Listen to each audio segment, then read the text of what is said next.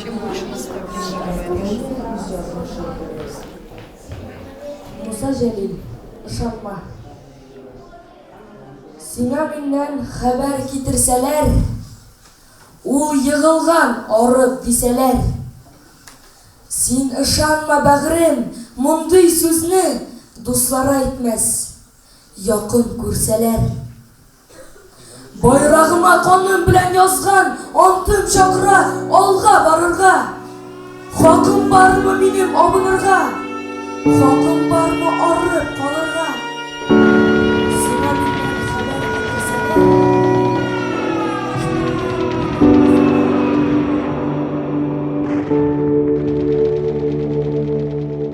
Чулпан апа, без бик шат безнең белән аралашырга ризалашканыгыз өчен. Бу безнең өчен генә түгел, гомумән бу милләтебез өчен бер тарихи вакыйга. Минем өчен бу бигрәк тә тарихи вакыйга.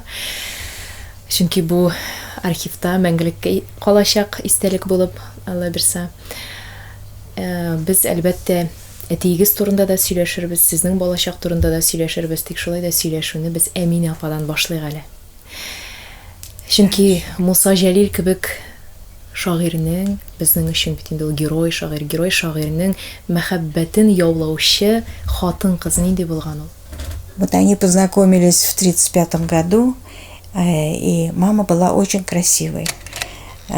И вот так получилось, что уже в 1936 году они поженились, и я знаю, что папа очень любил маму, и мама всегда вообще хранила и верность, и никогда, несмотря на то, что она осталась совсем молодой, вдовой, в общем-то, и никогда она, мне даже мысли не было ни выйти замуж за кого-то, ни, в общем, она свято хранила вот как-то и память об отце, и у нас все было в доме, пока я росла, вот уже без отца, всегда было, это папина ложка, папина чашка, там папина, вот папа сказал, а вот папа бы, так сказать, скажем, похвалил или наоборот, а папа был недоволен, так что у нас все вот шло под этим.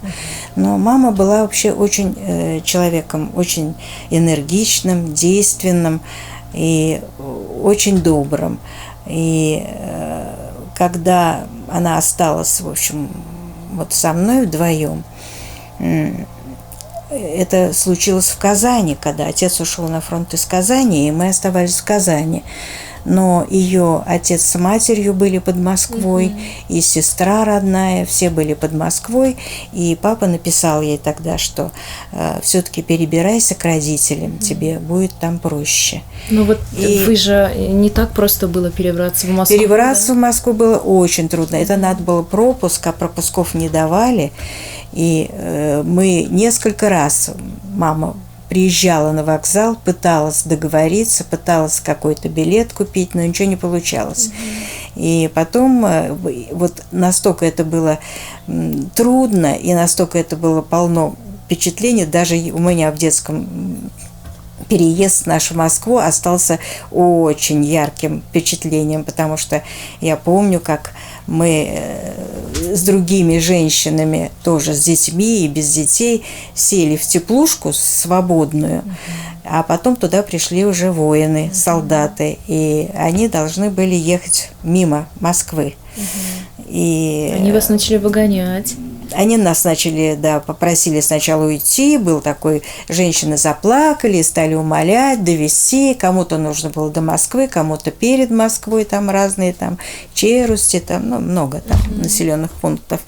И в результате они согласились, и мы вот поехали. И я помню эту дорогу, потому что это было так страшно, потому что это теплушка холодная, и на каждом маленьком прогоне проверка. И нас тогда укладывали на эти такие нары были и забрасывали вещмешками.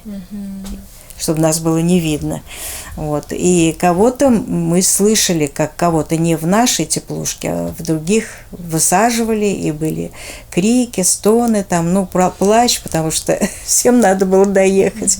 А это был уже ноябрь, так что было холодно. Ну вот, и таким образом мы все-таки доехали. И мама вот сумела все это. Ну и вообще мама была вот человек очень действенный, потому что она устроилась тут же на работу. Она работала на 2 работах, потому что надо было кормить и все это. И там и старики, бабушка, которая в Подмосковье, так сказать, она вот посла нас, меня и моих двоюродных, вот маминой сестры детей. Вот, а дедушка работал на заводе, а мама, да, вот так вот. Но потом начались, в общем, совсем трудные годы, потому что, ну, вот такая нависла тень подозрений над моим отцом. И маму, в общем, вызывали в НКВД, тогда это было. И я помню, что мама приходила.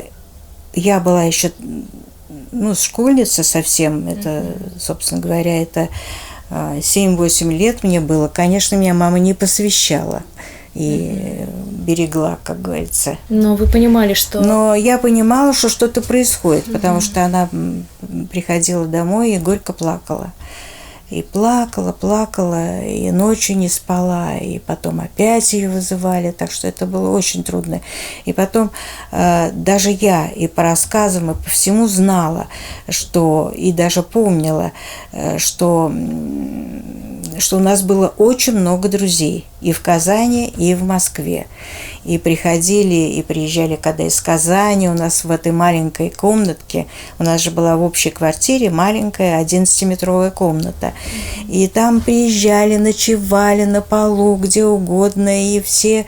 И поэтому я, когда вот такие возникали фамилии, там Фатыма Ильская, или там актеры, писатели, все это, я их знала просто, потому что они жили, ночевали, и когда приезжали в Москву. И наш дом был открытый совершенно. То есть они не отвернулись от вас в это сложное время? Вот, как раз мы оказались в абсолютном одиночестве. Никто ничего не приезжал, ничего, кроме Гази Кашафа, который оказался очень верным другом. Вот. И это известно, что отец завещал ему свое литературное наследство. Вот. И он приезжал всегда, и никогда у него никаких не было ни сомнений, ни, как говорится... То есть он остался да, он остался верным другом, да. Потом в Москве жил Ахмед Файзи, вот он то же самое. Вот, и такая была, работала в Союзе писателей Разия Ханум Фаизова. Вот, она была помощницей Фадеева. И вот, собственно говоря, вот я помню вот этих 3 людей, которые приходили. А так, в общем-то, нет, все, мы были, в общем-то, довольно такой серьезной изоляции. Никто нам не приходил. Но мама очень мужественна. В общем, она человек очень мужественный была.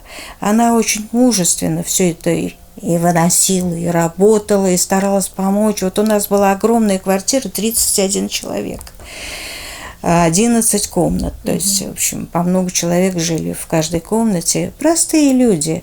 У нас не было никакой такой элитарности. Вот, просто простые люди. И вот я должна сказать, что мама всегда старалась помочь еще.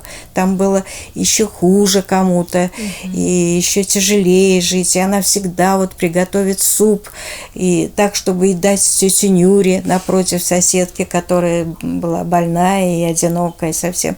Вот в ней всегда это было. И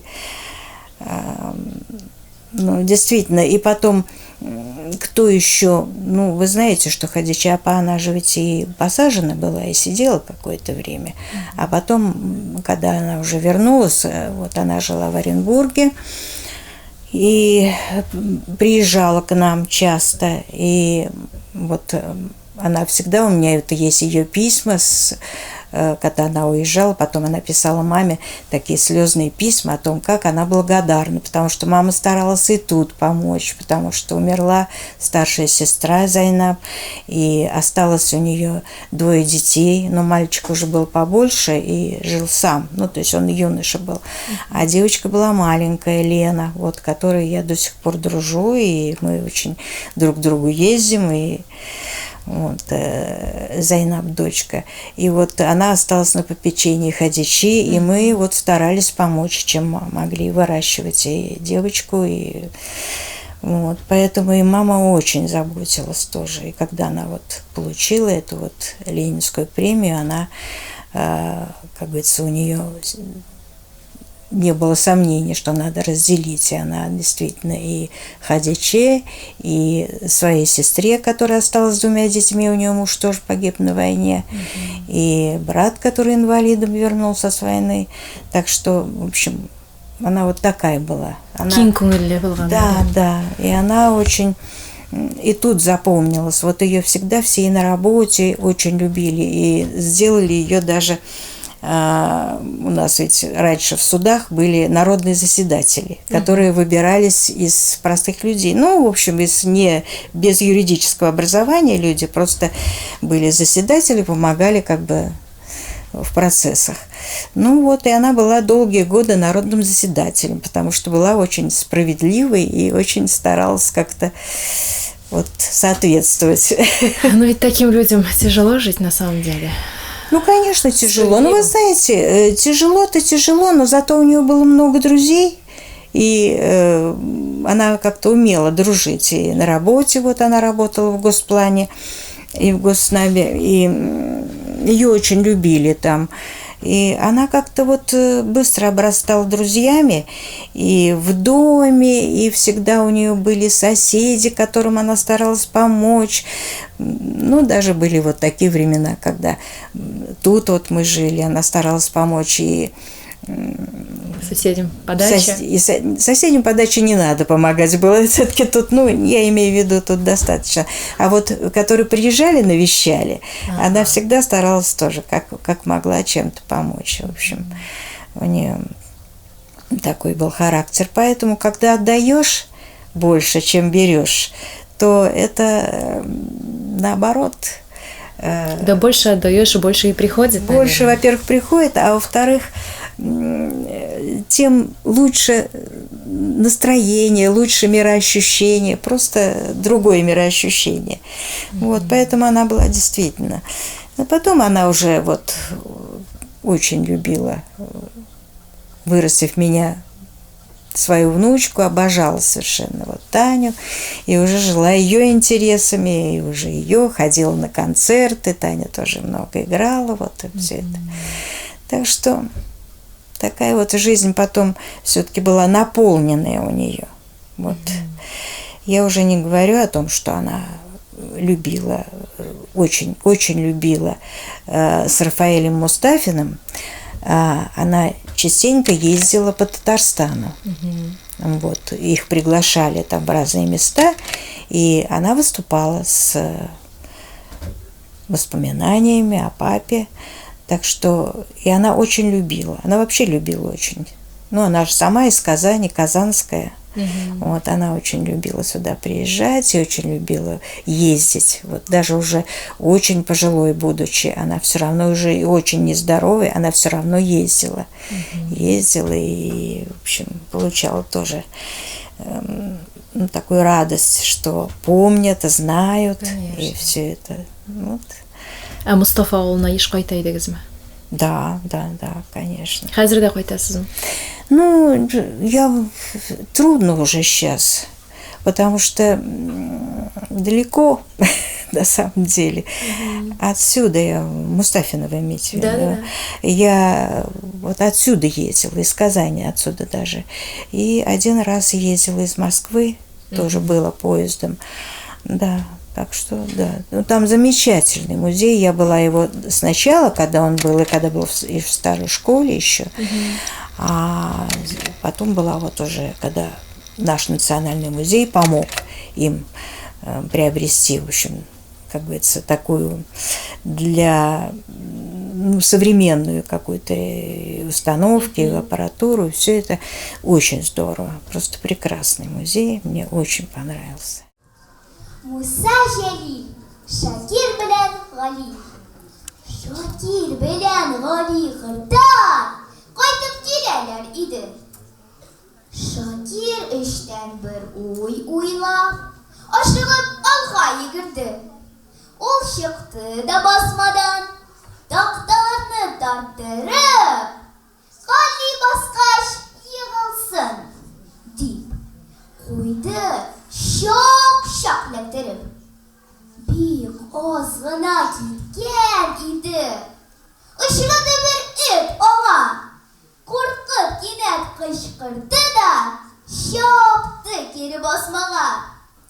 Куркуыннан онытып, басмага килеп керде. Басма китте ычкынып, Шакир елгага чумды.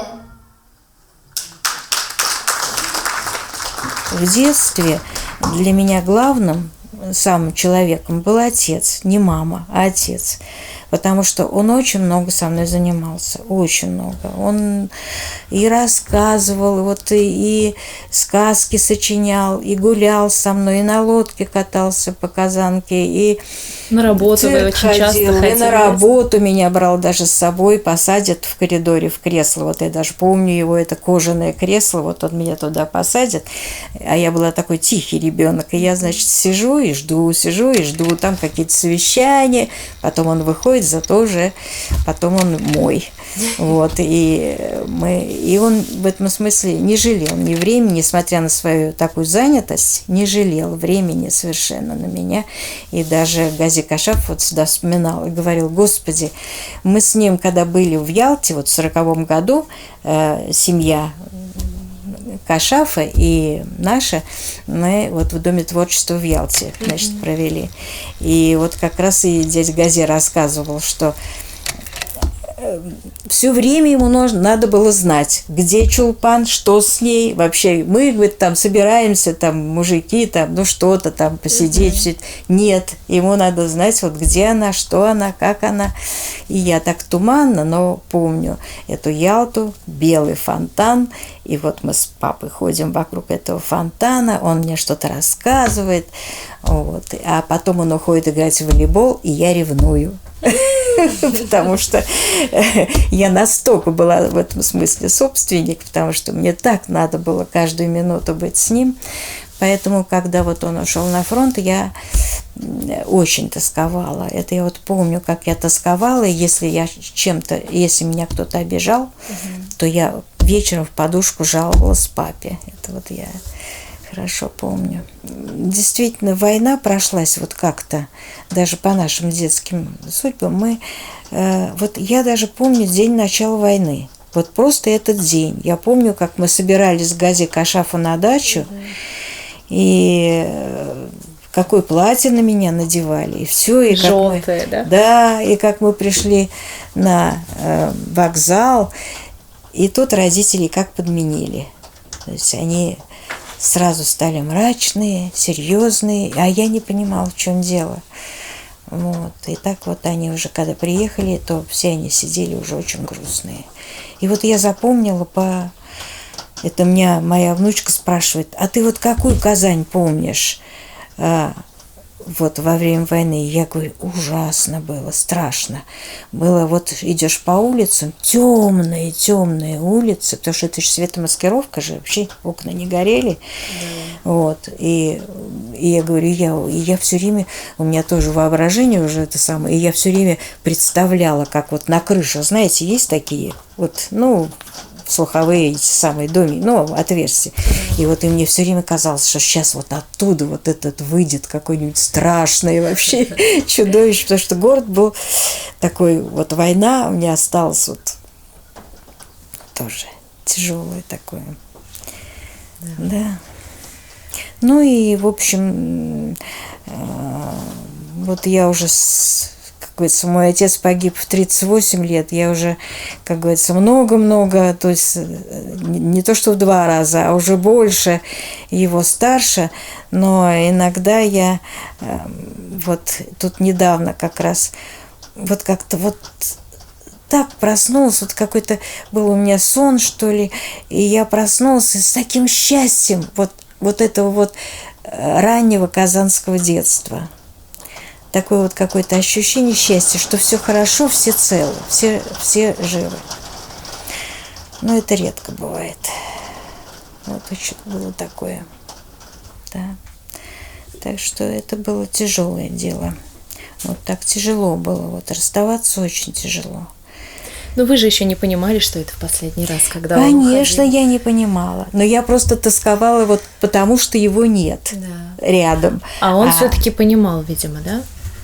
Что, да, возможно, потому это что, последняя ну встреча. как же, вот это письмо замечательное, вот он там пишет как раз, это такие странички из дневника, как он назвал это письмо, он писал его еще не на фронте, но уже мы расстались, он же из Москвы потом ушел, поехал.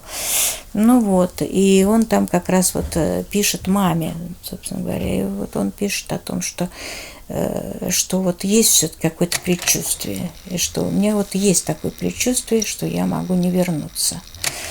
Вот, и что, ну, там он пишет там замечательные слова, что, но я все равно верю, что вот есть жизнь после смерти, жизнь в памяти народа. И вот если ты что-то сделал достойное, то все-таки ты останешься в памяти народа. И что может быть, даже будут и писать о тебе, и портреты печатать. И сейчас, когда вот сейчас мы прилетели 24 июня на самолете Мусаджалиль, нас пригласили, и как раз вот я эти слова вспомнила и подумала. Был теплоход большой, такой, но он давно, еще в 60-х годах плавал, сухогруз такой большой, и даже Рафаэль Мустафин на нем один раз съездил. А вот и я как раз вспомнила эти слова из его письма о том, что еще портреты, может быть, будут печатать. Так вот, не портреты, а вот самолеты. Вот мы на нем летим. Летим с теми внуками, внучкой, правнуками, которых он не видел, но я думаю, он был бы ими доволен. Вот, так что, конечно, вот я очень тосковала очень по отцу, очень. Вот для меня он настолько была потеря огромная просто. Собственно, может быть, и жизнь по-другому бы вот у меня была, потому что вот этой вот опоры, вот этой вот такой связи, вот, это действительно редко бывает. Но мама, вы говорите, она очень уверенный человек. Да, мама, да. Старалась, видимо, заменить Старалась, но заменить папу было невозможно. Вы знаете, они разные совсем. То есть мама, конечно, была очень моим близким человеком, но папа, вот как-то он, его слова вот такие, может, у меня просто это я могла бы и точно процитировать, у меня здесь это есть, но я просто передам. Он там пишет в одном письме, не маме, а просто вот в каком-то письме, он пишет, что я люблю и птиц, и природу, и жизнь, и друзей. Вот я такой романтик. Вот он был романтик. Ну, поэт, это и невозможно себе представить. Он действительно очень романтическая направленность. А мама была такой человек более рациональный, да, такой реалистичный, я бы сказала. Вот. И в семье, наверное, так и должно быть, да? Да, пошел. Вот. И в семье, да, конечно, они дополняли друг друга, и мама так заботилась о нем всегда, и поэтому ему нужна была такая забота, и Ведь вот даже мама рассказывала, что он человек был очень физически сильный и здоровый. И вот с утра он занимался гантелями и вообще любил на лыжах ходить. И стихи есть, вы знаете, такие там, горнолыжные прогулки. Ну вот, но иногда любил поболеть. То есть, потому что ему надо было испытать вот именно вот такую вот заботу о себе, какую-то, и мама рассказывала, что любил. И тогда, говорит, загонял нас всех. И то ему не так, и все не так. Но это, говорит, наполовину с юмором все делалось. И потом даже нарисовал газету, которую где он нарисовал. на горшке сидит? Да. С градусником, да. С градусником, да. Поэтому действительно они дополняли друг друга. Юморист. Да, О юморист болмаса, аның моби дәфтәрләрендә Вот аның бит бик именно. юморлы шигырьләре дә бар. Конечно, это же вот что и потрясает всех. Да. И меня тоже в том числе. Как можно было, сидя в тюрьме, писать там «Коровы и влюбленные», там это все. Да. Хадича, там все это. Это действительно непонятно. Но вот он был, настолько ему присуще было чувство юмора все-таки. Вот так вот. Балачагы турында сөйләшсәк, шулай да сез бит туганнарыгыздан ишетеп беләсездер инде аның балачагы турында. Оренбургның ниндидер бер кичкенә генә авылыннан Мәскәүгә китеп укыган. Ну, во-первых, надо сказать, что он и в семье, вот в своей, выделялся. Вот его больше всех, как Хадича апа рассказывала, больше всех, значит, его мама, Рахима апа, она больше всех любила вот Мусу, она говорит. Потому что он был необыкновенно добрый и всегда старался всем помочь. И всегда как-то старался вот разрядить, если где-то кто-то ссорился. И Хадича рассказывает, что они ждали, когда он там придет из школы, там вот медресе, и просто вот, чтобы поиграть. Он был самый заводной. Вот он там организовал вот это вот типа пионерской организации, ставили они спектакли там, и все это. Вот, так что, в общем, вы знаете, не бывает подвига, не бывает героем человека, если нет для этого в характере, потому что, так и не бывает ни с чего, ведь о нем же все вспоминают необыкновенно, вот все вспоминали, как о необыкновенном человеке, и очень добром, светлым таким человеком. И в детстве тоже. И потом еще огромная тяга к учебе. Ведь это тоже не всегда бывает. В маленьком, действительно, Мустафине. И ему так хотелось вот знать что-то то самое, что ведь он потом в юности прошел 150 километров вот из Мустафина, чтобы попасть и вот начать учиться там, все это. Там были всякие моменты, там и типа беспризорником он даже выходил, потому что время было такое, это послереволюционное, и у них трудная очень жизнь была, бедная, трудная, потому что у отца ничего не удавалось, он пытался там лавочку какую-то завести, но тоже это ничего не получилось. Он все время разорялся, и они то в Оренбург ездили, жили, то ничего не получалось. В Оренбурге возвращались в Мустафино. Но вот что такой факт, что он вот 150 километров прошел пешком, это есть вот такой, да. Что это вот рассказывает вот о нем как раз. И Аның үҗәтлеге, тырышлыгы анык-чыкларына да күчкән, шулай бит. Анык-чыклары турында сөйләшсәк инде, Михаил да, Лиза да, алар бик музыкантлар икесе. Во-первых, он был сам очень музыкальный человек, очень музыкальный. Юкка гына безнең опера балет театры аның исемен йөртми. Да, недаром-то это имя носят, потому что ведь он, не учась, прекрасно играл на мандолине, она вон висит, мы ее отдали в музей, вот тот музей квартиры, и на фортепиано, да, играл, просто не учась, потому что у него прекрасный слух и очень, очень музыкальный, очень любил музыку. И мечтал, чтобы я училась. И даже в письмах с фронта он как раз пишет, что маме, что, ты знаешь, я присмотрел тут маленькое пианино, вот мы, значит, вот Чулпан, я хочу купить, и все, но не осуществилось уже это все. Так что со мной все все было.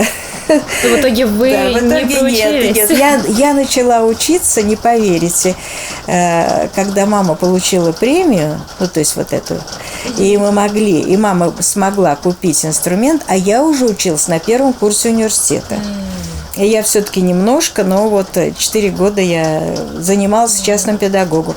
Ну, просто мне хотелось, так сказать. Осуществить мечту папы. Да, зато потом, когда у дочки обнаружились тоже музыкальные способности, я уже, как говорится, стала ее учить уже серьезно. Она вот окончила ЦМШ и Гнесинскую академию. Вот потом уже пошли вот правнуки, которые тоже оказались очень музыкальные. То есть это вот ген музыкальный идет, видимо, все-таки от прадеда. Да. Ген все-таки сильный, потому что правнучка Лиза очень похожа на Бабая. Похожа. Да, так что вот гены, наверное, это вот природа такая. А гены поэта никому не передались? Нет, гены поэта не передались, никто стихов у нас не пишет. Что нет, то нет. Да, как-то по музыкальной части вот пошло. Но литература в вашей жизни все равно занимает большое место. место. Собственно говоря, я и окончила филфак МГУ и всю жизнь работала вот в нашем самом крупном тогда было издательство «Художественная литература». И там я пришла вот редактором-стажером, вот, и уже ушла ведущим редактором на пенсию. Вот, так что работала всю жизнь там. И надо сказать, что я считаю, что это мое счастье, что я попала в этот замечательный дом наш. Он был как родной дом, потому что я работала в редакции русской классики. И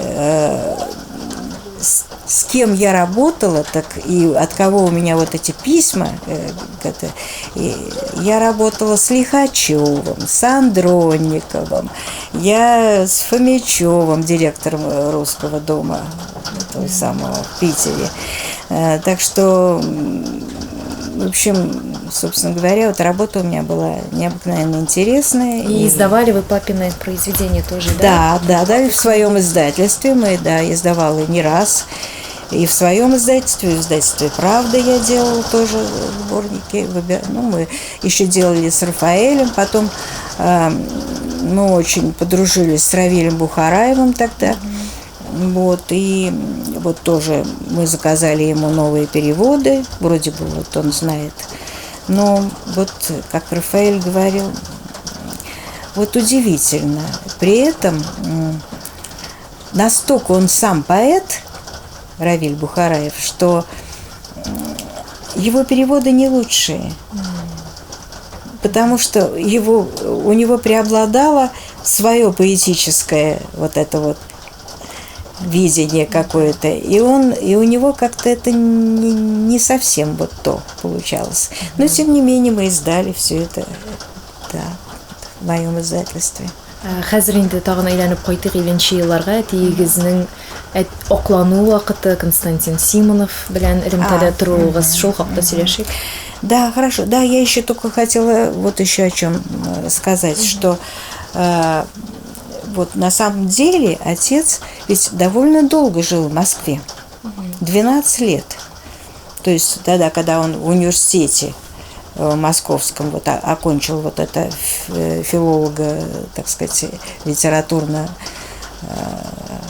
факультет вот этот, вот, и он остался работать, ну, там издавались журналы на татарском языке, вот, и Фишкина и Пташляр, и коммунист, и там все, и он везде участвовал. Мало того, он еще и преподавал на курсах молодых поэтов и молодых писателей, и у него, между прочим, как раз многие поэты, которые потом и писатели, они, собственно говоря, и в общем, в доме Асадулаева в Москве, вот там было, так, сейчас где культурный центр, там они и встречались с ним, и учились у него, и все это. И Абсалямов, между прочим, был его вот учеником на этих курсах. Вот. Поэтому московский период очень тоже большой был у него, длинный, длительный. И я тоже это узнала не сразу, а что когда он приехал учиться в Московский университет, то он жил в общежитии в одной комнате с Шаламовым. Ого. Да, с Шаламовым. И Шаламов оставил свои воспоминания, очень занятные, очень интересные. И очень такие какие-то подлинные. Вот он там пишет,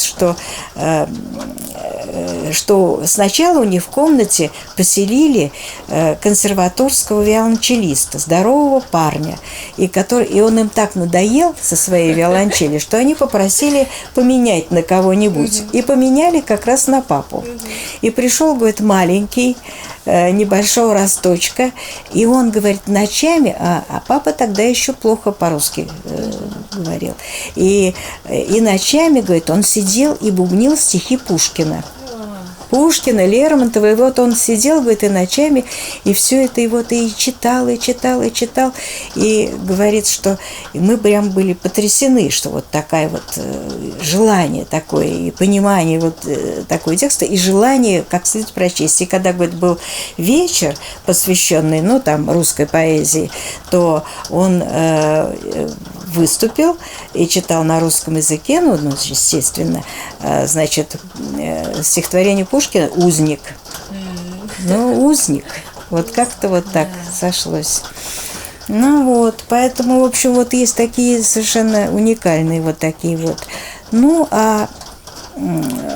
да, кстати, в Казани на рабфаке ему преподавал, тоже ее воспоминания есть, Евгения Семеновна Гинзбург, которая написала вот «Седьмой вагон», и вот это мать Аксенова.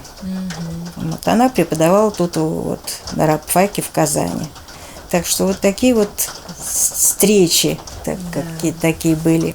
Сәхнәгә Шапаров Низамеддинова Юлияновна, әзерләнә Рахматуллина Элеонора.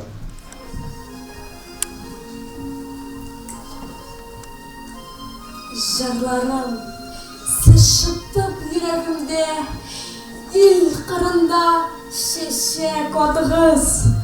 Күпме булса сездә көч һәм ялкын, шул кадәрле җирдә хакыгыз. Сездә минем бөтен тойгыларым, сездә минем керсез яшьләрем. Siz үлсәгез, мин дә ынтылырмын. Яшәсәгез, мин дә яшәрмен. Ну, а когда с Симоновым, ну, во-первых, это вы знаете, что, собственно говоря, он был тогда главным редактором литературной газеты, и тогда вот, значит, он решил опубликовать, как только вот это случилась смерть Сталина, было ясно, что решил попробовать. И он моей маме сказал: попробуем. Но я, значит, вот подборочку сделал, стихи перевели. С моавитских тетрадей. Да, да.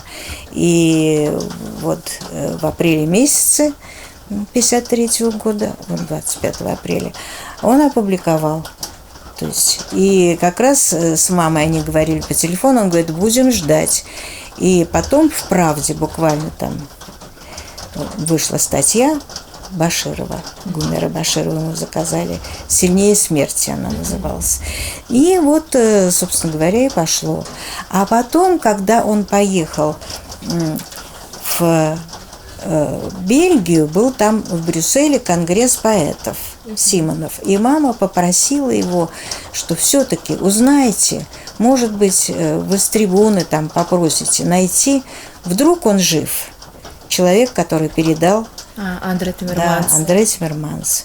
Ну вот. Ну и когда он приехал, Симонов, туда, он спросил вот Тиммерманса, ему сказали: ну это все равно, как у вас Иванов. Найти очень проблематично. Но тем не менее он рассказал, зачем это нужно и как, и рассказал про отца. И нашли. И вот, значит, в 1957 году, как раз во время фестиваля, Симонов пригласил, и Тиммерманс с женой приехали. Вот была у нас первая встреча. Ну, в общем, конечно, плакали все. Так что вот они приехали к нам. Вот нам только-только вот дали квартиру именно в 57 году, где я сейчас и живу. Вот. И вот они туда приехали. И это было очень тяжело. Ну, не то, что тяжело, но просто волнение и слезы душили нас всех, потому что надо сказать, что он совершенно необыкновенно относился, Андре, к моей маме. Потом-то мы встречались, мы в 59 году поехали с мамой к ним, вот, и потом еще я была не раз, и они были не раз. Он сюда в 66 году приезжал, это известно, и смотрел, даже оперу слушал, Жигановскую, вот, и был возмущен тем, что там вот отец был наряжен в эту такую, ну, полосатую одежду. Он говорит, он не был в тюрьме ни в какой полосатой одежде. Не было такого, говорит, он был в таком пиджаке, ну, как обычно, говорит, гражданской одежде. Ну вот, и мы очень дружили, и он очень трогательно относился к моей маме, надо сказать, Андре. Он вообще как-то с таким почтением, с такой заботой все время. Я вот смотрела, думаю, ну, замечательно. Ну, он вот в 60 лет он мечтал выйти, он был страховой агент, он мечтал выйти на пенсию в 60 лет. Ну и, выйдя на пенсию, он умер тут же просто в 77 году. Вот так вот. Но потом мы долго еще переписывались и виделись с его женой. Она тоже была совершенно замечательная. Вообще у них там семья чудная была, потому что это, собственно говоря, его мама, спасибо ей. Я ее еще застала, она была совсем плохая и очень лежала в больнице. Мы с Марией Жан, когда я жила вот у них, я ездила, мы навещали ее в больнице, но ведь это она сохранила тетради-то, потому что он послал из тюрьмы, когда можно было послать, когда уже вот был конец войны, и еще его не отпустили, но можно было послать вот какие-то вещи на родину. Он отправил Моабитские тетради, вот одну вот эту тетрадь, и, значит, он рассказывал, я его спрашивала, а как вообще? А он говорит, а я, говорит, решил, что я скажу молитвенник, и вообще там, ну, мало ли там, что, вот я записывал, да, я учил эти языки, вот у меня, ну, меня, говорит, особо ничего не спросили, все запаковали и послали. Но я, говорит, намекнул маме, что это надо сохранить и тайно. И мама вот это все его сохранила. Тоже же, вот подумайте, это все-таки какая... И когда, ну, в общем-то, его спрашивали все время, ну, а как вот вы? Ну, могли же просто, ну, мало ли там. Он говорит, ну, как это? Меня... Я, говорит, был поражен его спокойным мужеством. И это, говорит, был мой друг. И он с таким, я его так уважал за это спокойное мужество. Ведь сам-то Андре был молодой же совсем тогда. Отец был старше, и поэтому он как-то его вот и уважал еще. Вот, и он говорит, и как я мог не исполнить? Я, говорит, не знал, какой. Он сказал, что он поэт. Я не знал, какой он поэт. Плохой, хороший. Но меня попросил мой друг, чтобы я это сохранил. И я не мог не исполнить это. Такая прям поразительная обязательность и честность. Да. Так что... Икинчи дефтер ничек който турында да сөйлешек? Ну, вот это я же этого человека уже не знала. То есть вы знаете, что вторую тетрадь он передал Габбасу Шарипову, который был... Ведь после того, как вот наши легионеры перешли на сторону Красной Армии и, так сказать, немцы поняли, что больше они посылать не будут, то их отправили во Францию, в концлагерь. Вот. А там они перешли, многие из них, в Маки. И в том числе вот и Габбас Шарипов, которому отец успел передать эту тетрадь. И Габбас Шарипов не знал, в смысле, как он уже был в Маке, останется он жив, нет, он передал Нигмату Терегулову. Эту тетрадку. А тот приехал и передал ее в Союз писателей, тут, в Казани. И как рассказывают, я не знаю, насколько это точно, но во всяком случае, что как только он вышел, через день или два его арестовали, и он погиб в лагере. Но его лично я не знала. Я не видела ни разу. То есть он не успел. Он в Казани передал, а мы с ним познакомиться не успели. Мы очень хорошо были знакомы, не раз принимали и с семьями тех людей, которые сидели в лагере, тоже были в этой подпольной группе. Это Хисамуддинов и Султанбеков. У них книги вышли. Это были замечательные люди, и они много рассказали. И собственно говоря, много живого, реалистичного материала. Это, так сказать, сначала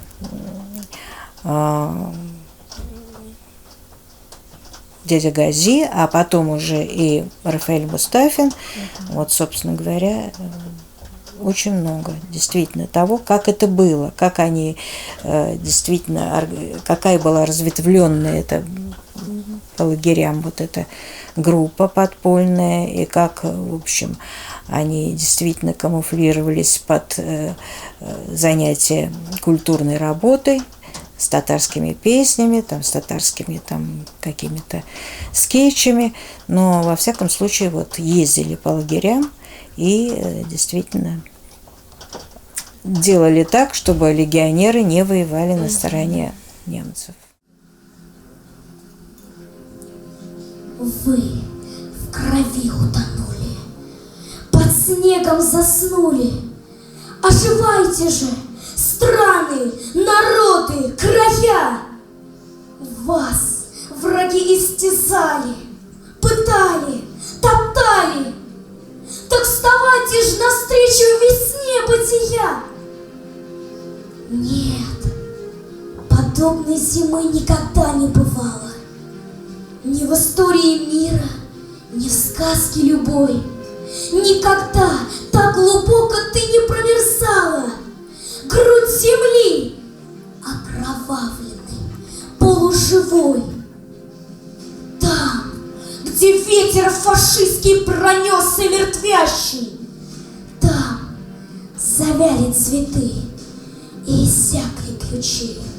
Смолкли певчие птицы, осыпались чаще, оскудели и выцвели солнце лучи.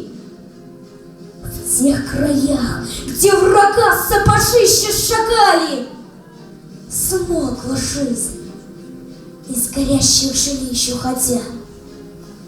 По ночам лишь пожары вдали полыхали, но не пало на башню ни капли дождя.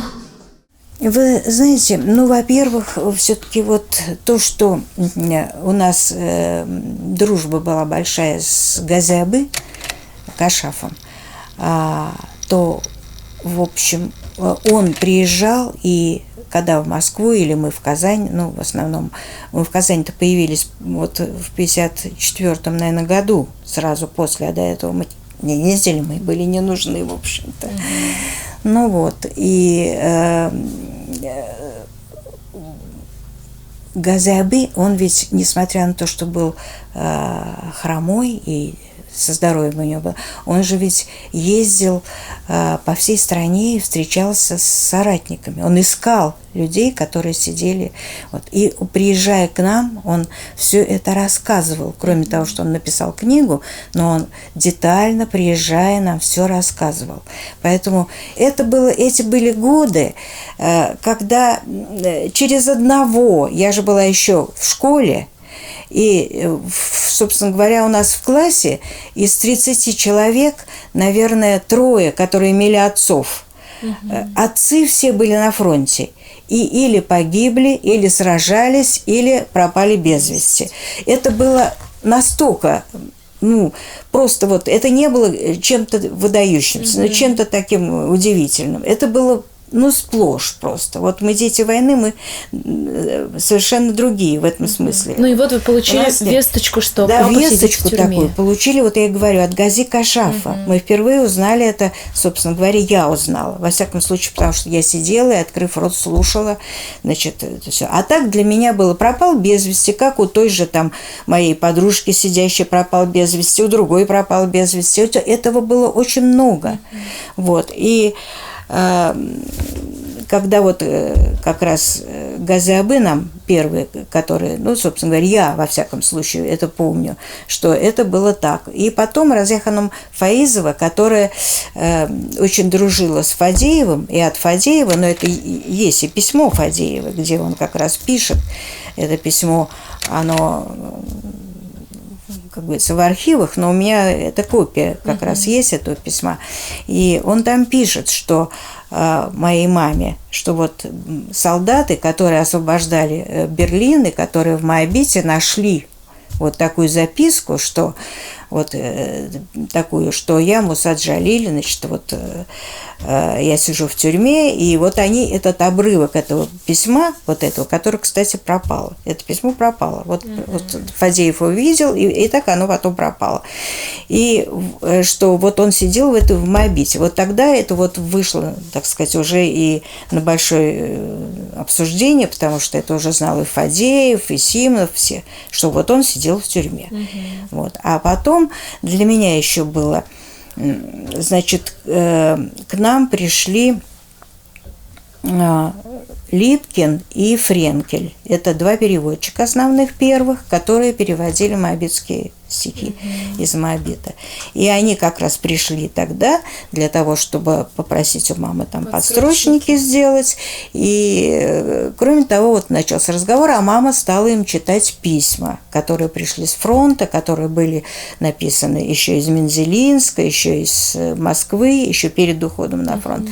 Вот. И вот этот вечер я помню, потому что когда мама мне его часто читала, но когда она при них стала читать это письмо-дневник, которое написано было в январе 1942 года, вот, то я уже не выдержала, со мной уж просто была истерика, ну, я уже зарыдала просто. Там, где он говорит о том, что для него невозможно представить, что больше он не увидит меня. Вот, так что вот это вот я все, вот, так сказать, постепенно узнавала, будучи еще совсем девочкой маленькой. Ну, то есть не маленькой, но мне было 8-9 лет, что... Ну, а вот тот период, когда вот это... Ну, мама старалась меня уберечь от этого и не говорила. Я просто понимала, что что-то происходит. Ну, вы же спрашивали у мамы? Я спрашивала, но мама мне не говорила. Что она в НКВД, что ее вызывает, нет. Это она мне сказала потом, когда мне уже было, я уже кончала школу, и она как раз мне тогда рассказала, что да, меня вызывали, вот и я не хотела тебя. Что другое время было, просто это было сложно в том смысле, что это надо было таить, это нельзя было говорить никому и ничего. Поэтому мама и мне не говорила, собственно говоря, она как раз боялась, что она говорит, что дети есть дети, ты могла проболтаться кому-то и все это. А этого нельзя было говорить вообще. Тем более, что когда вызывают в НКВД, то там предупреждают ни слова никому. Так что...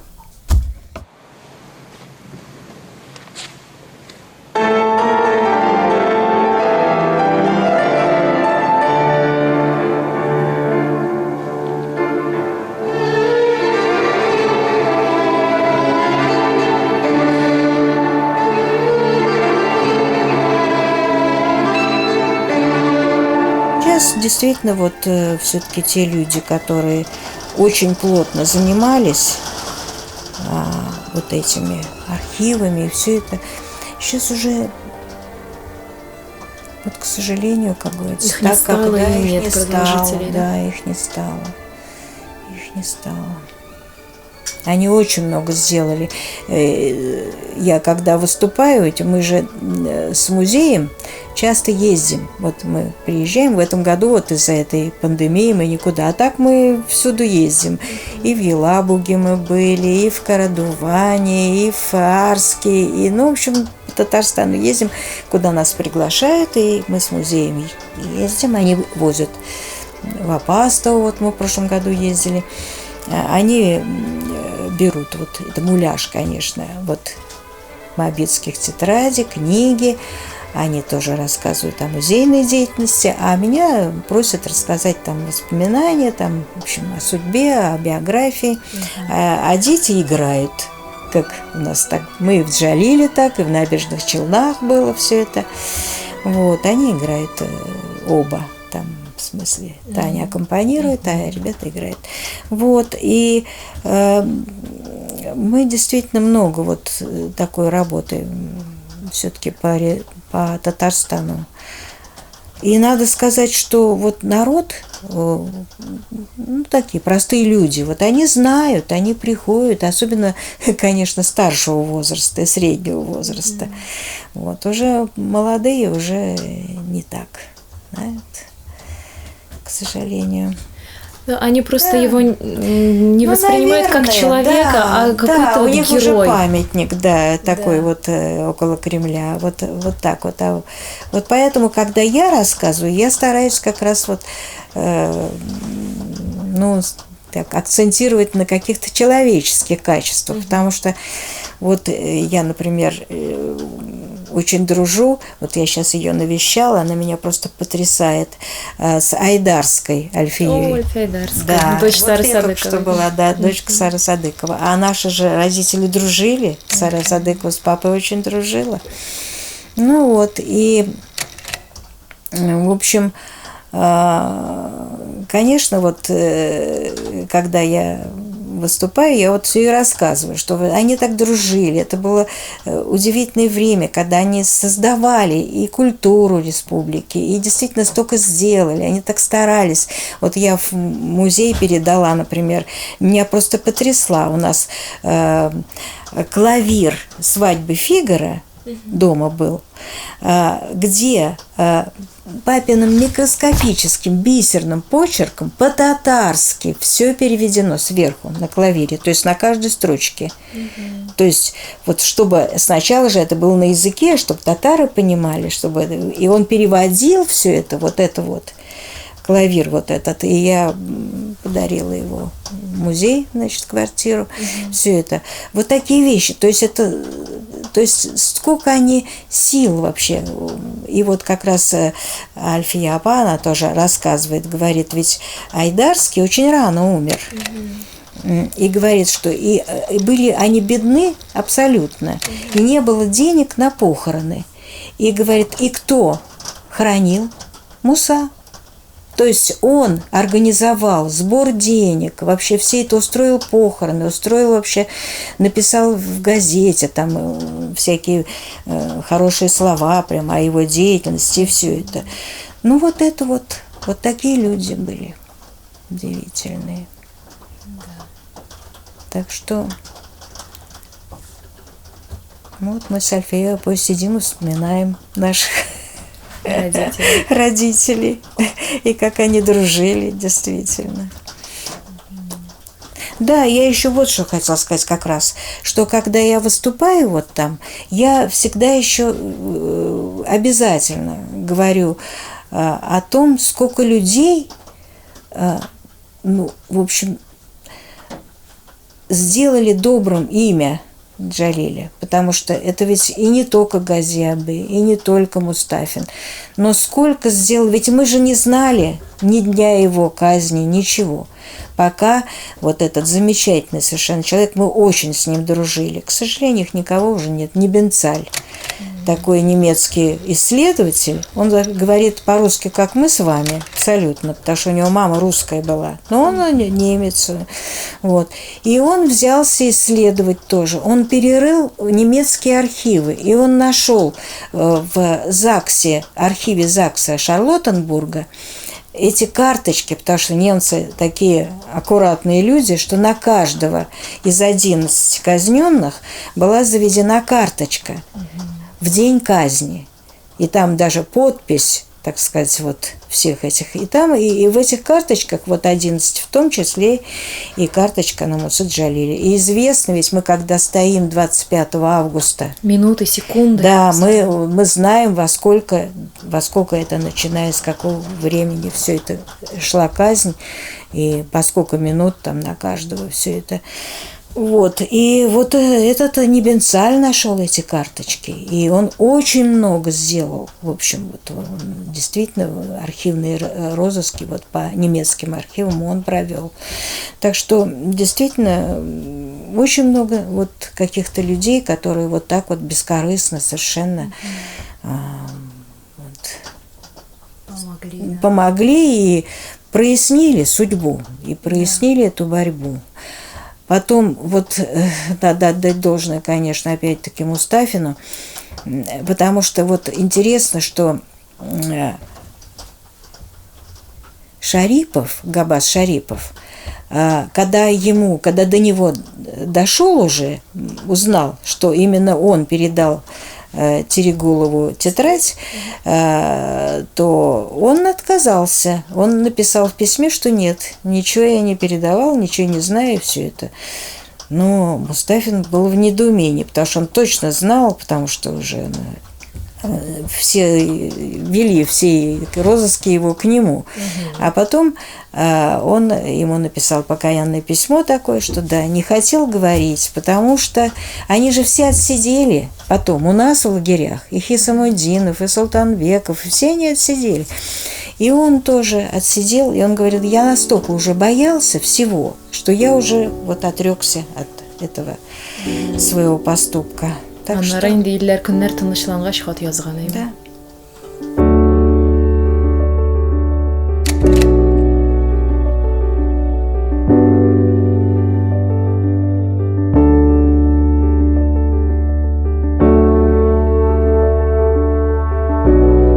Шулпан апа, рәхмәт сезгә истәлекләрегез белән уртаклашканыгыз өчен.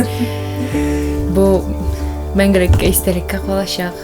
Муса Җәлилнең исеме онытылмый һәм беркайчан да онытылмаячак. Чөнки әйткәнемчә, театр аның исемен йөртә, пьесалар языла, аңа багышлап шигырьләр языла, урамнар атала, мәктәпләр аның исемен йөртә, фестивальләр аның исемен бәйгеләр аның исемен йөртә. Менә Җәлил укулары бәйгесе бар безнең. Без Җәлил укулары бәйгесендә сезне дә көтеп калабыз, Алла бирсә. Шуңа күрә Муса Җәлил исеменә тап төшмәс. Аның исеме исән. Рәхмәт сезгә. И sizga рахмат. Я надеюсь, что так и будет.